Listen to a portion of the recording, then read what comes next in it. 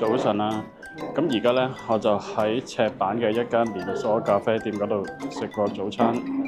咁樣咧，呢間咖啡店咧，其實就喺赤坂嘅 Harry Potter 餐廳對面嘅。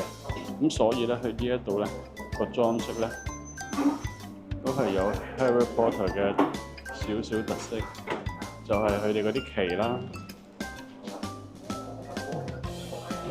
咁可以見到對面啦，就係嗰個 Harry Potter 嘅餐廳啦。呢度就係啦。咁除咗 Harry Potter 嘅旗咧，咁佢呢度咧仲有啲 Harry Potter 嘅精品賣。請大家 subscribe 訂閱是美德。咁啊，再近啲影俾大家睇呢個 Harry Potter 嘅餐廳啦。咁啊，有隻希美喺度。而家咧喺我馬路對面嘅咧，就係我第一個要去嘅景點，就係赤坂嘅日之神社。咁佢最 signature 嘅咧，就係佢嗰條長嘅樓梯。咁佢因為佢條樓梯好長，佢要上到個山上邊啦。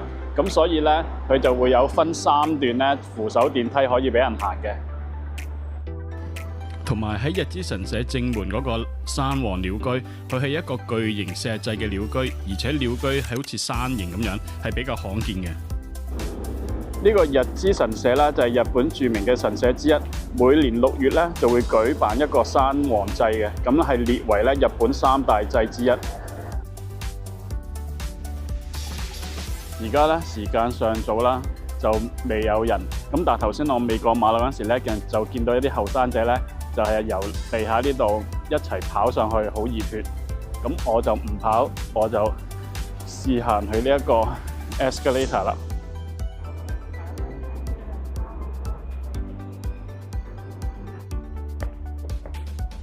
既然嚟到嘅，就行一段啦。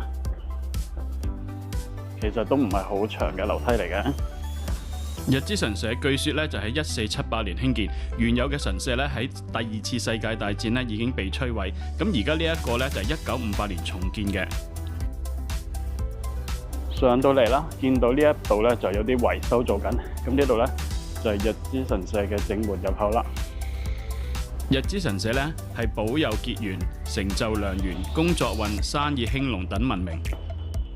神社入邊咧，除咗有一般常見嘅白犬，仲有咧，據說係可以招來良緣嘅神猿像，咁同埋啦係以猿為設計嘅御守同埋繪馬。呢一度咧就係日之神社嘅本殿啦。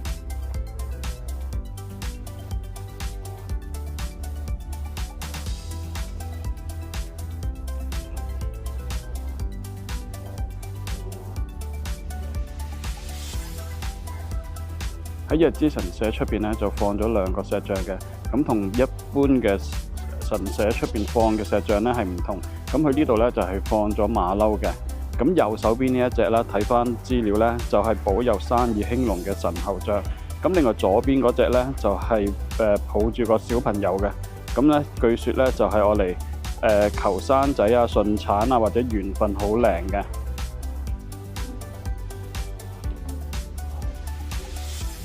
呢一隻咧就係左邊嗰隻啦，見到佢個石像個馬騮咧係抱咗個 BB 馬騮嘅。而日之神社咧，其中一個出名咧就係呢啲紫藤花。可惜我今次嚟咧，佢哋未係開得最燦爛嘅時候。我喺呢一度咧影到一隻超大嘅蜜蜂，佢咧個 size 咧係有一隻手指公咁大，就係我見過嘅蜜蜂最大嘅一隻。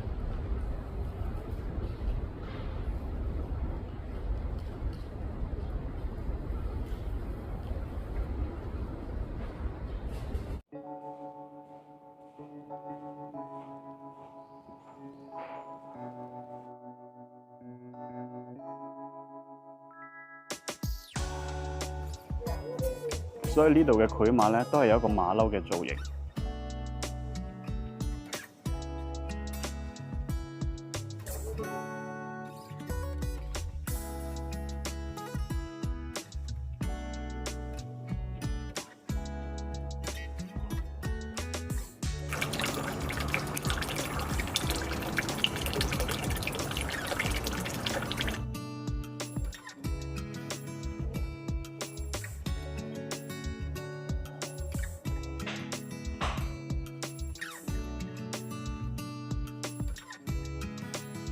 睇完神社啦，咁我哋咧而家就經沿路落翻去，咁兩邊咧都有扶手電梯嘅。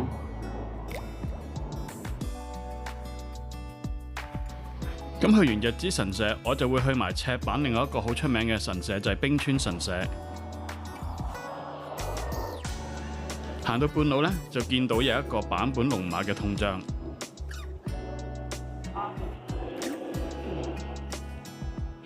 由日之神社大約行15分鐘度，就嚟到另外一個神社，呢個就係赤坂冰川神社。赤坂嘅日之神社同埋冰川神社都係東京十社之一。咁而家目前嘅神社呢，就係喺1729年創建嘅。雖然經歷過關東大地震、東京大空襲等災難啦，但係奇蹟呢，佢仲可以保存喺度。就寫住冰川大明神。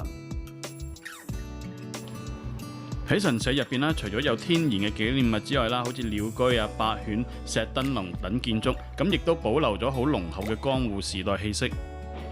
赤坂嘅冰川神社作為結緣神社，講受人們嘅崇敬與信仰，所以咧亦都有好多新人咧會喺呢度舉辦結婚禮嘅。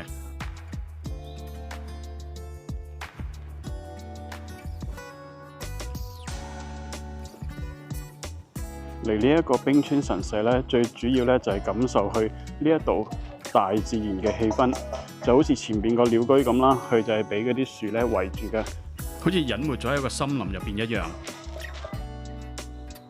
呢度亦都有棵好巨大嘅銀杏樹。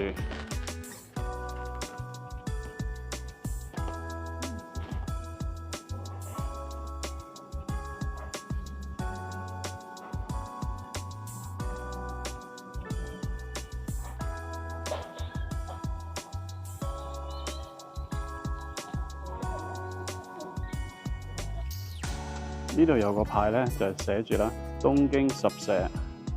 10個東京嘅神社，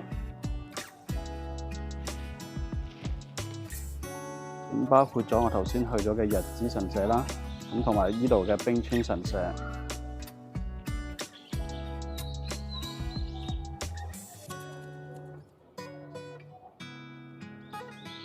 就算唔係信眾，嚟冰川神社感受下大自然氣氛，都係一件好舒服嘅事。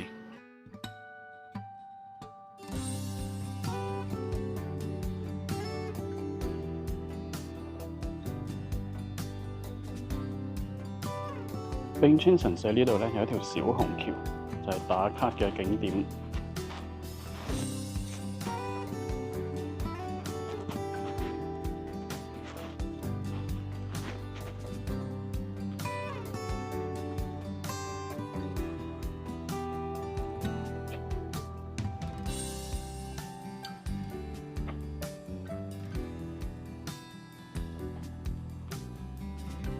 離開冰川神社，我就繼續下一個行程啦，就係去代官山嘅鳥屋書店嗰度。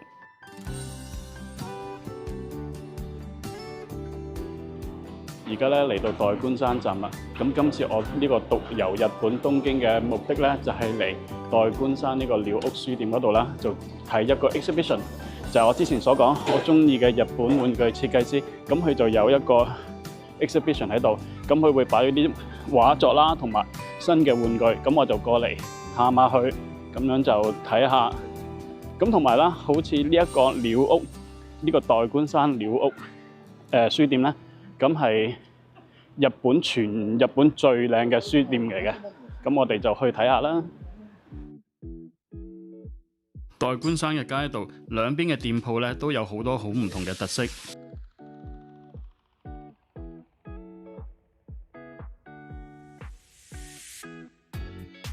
行咗喺個站度，行咗大約10分鐘都冇，咁就已經嚟到呢一個鳥屋書店啦。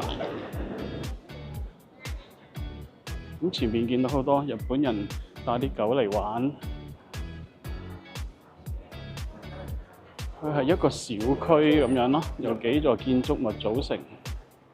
咁見到呢度亦都好多餐廳啊，咁同埋呢度有間 Starbucks 咧，就係好多人都會嚟嘅，咁我一間都會坐低飲杯咖啡。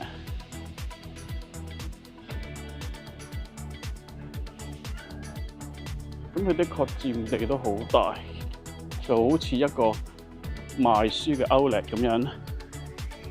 我而家就喺出邊睇一睇啫。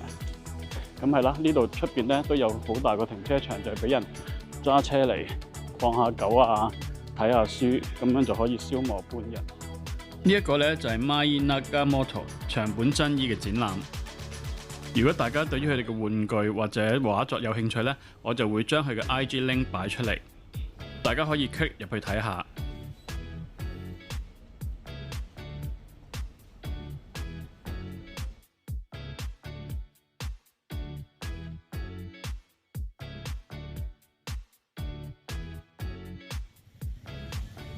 咁睇完展覽，行過街咧就見到呢一間賣糖嘅店咧幾靚，咁我就入去買咗少少做手信。呢一間店鋪咧係賣一啲唔同味嘅拖肥糖，有好多唔同味嘅選擇，可以每粒咁買，亦都有啲 box set 可以一盒盒咁買。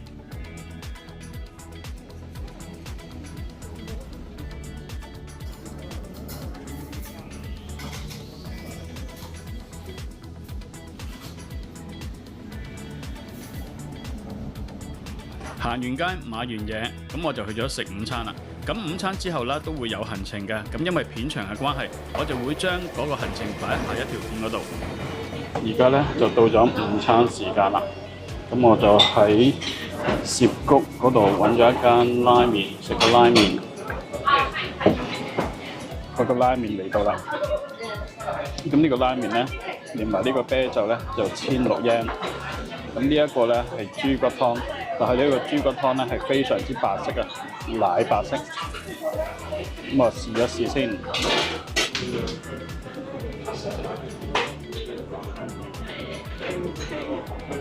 好濃啊，好濃嘅豬骨味。有2片叉燒，咁有蛋啦。呢個麵幼麵。我最中意食呢個幼麵㗎啦，咁佢麵都可以有得選擇硬軟嘅程度啦，咁我就揀咗普通。好味道。下晝咧我就會去搭芳村電車，同埋去神樂坂度行一行。咁呢條影片嚟到差不多啦，咁大家記得留意我下一條影片啊！多謝晒，拜拜。